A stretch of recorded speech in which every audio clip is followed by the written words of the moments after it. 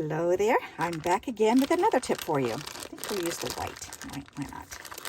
Alrighty, I have this spool of twine, is that what it's called? Yep, twine. Alrighty, this is from Stampin' Up, okay? I've got these little bits of ribbon that I've cut off from when I was making bows. So, and I hate to throw these away. So there's two things I like to do with them. One thing I like to do is either fold them in half like this, just fold them in half, and then you can line it behind. You can lay it behind a layer so it's folded over. So you're making a little tab. Isn't that pretty? So you can use them for tabs, okay? The other thing I like to do is make them into a little bow. How do you do that? What I like to do is this. I like to cut off a piece of twine, and if you go ahead and tie it into an open knot like that, then you can slip your piece of thread in there or your piece of ribbon in there, and then make sure it's lined up in the middle, and then pull it tight. Okay, and then you've already created a little bow now, which is neat. Then what I like to do is I like to actually make a bow. So I like to go ahead and take one side and take the other side and tie a bow, and then make that a little bit smaller, make this side a little bit smaller, pull it over to one side, and then pull it nice and tight. Now look at that. Isn't that cute? So you can add that onto a card. And this is perfect for junk journaling because it looks very scrappy, and that's what you want it to look like. You want to give it a nice scrappy look. For mail cards, instead of a real pretty fancy bow, give them a scrappy look. Give them a scrappy bow. Okay, let's do these ones. Let's do this one because this one's much wider than the other one was. All right, so we're going to cut a piece off. And you don't have to do a bow every time. You can always just tie it a knot, and then just cut it off. I think I'll do that one with this one. So all you do is just go like that, pull it over.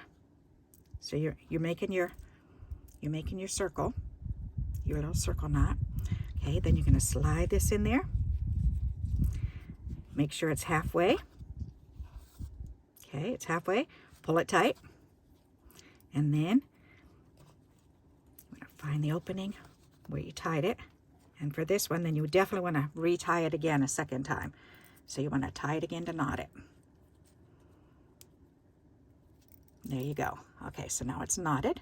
So now we can just snip that off, and I snip it off the same length as the edge of the ribbon.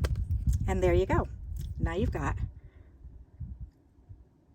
it looks like a little scroll, a scroll knot bow.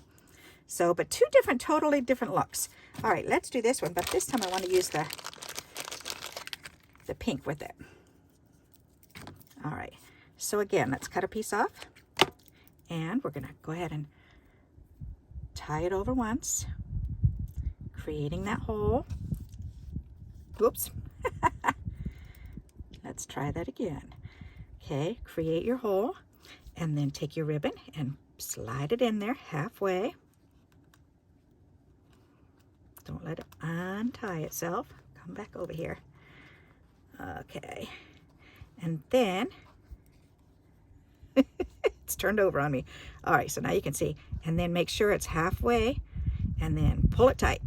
Okay, and then remember again, we're going to take it and we're going to tie it in a knot again. So get those two ends together, squeeze it real good, and then tie it again. There you go. And then you can trim off the edges. You can even leave it long. That's okay too. Okay, that looks even more scrappy for a junk journal. That would be awesome. I would definitely choose any of these for junk journals. So let me pull it up closer so you can see. There you go. And this was really wide. Remember how wide that was? You can also go ahead and you can open it up too on either side. You can kind of play around with it and see if you can open it up a little bit. And just play with it. And then that'll show off the pretty ribbon itself too.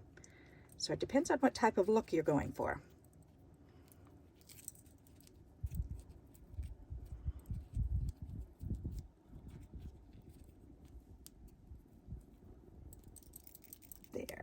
Okay, there we go. Haha. So what do you think of that? Isn't that neat? So don't throw away those little bits that you're trimming off, because you can always use them this way. Okay, just tie a little knot around it. That's all you need.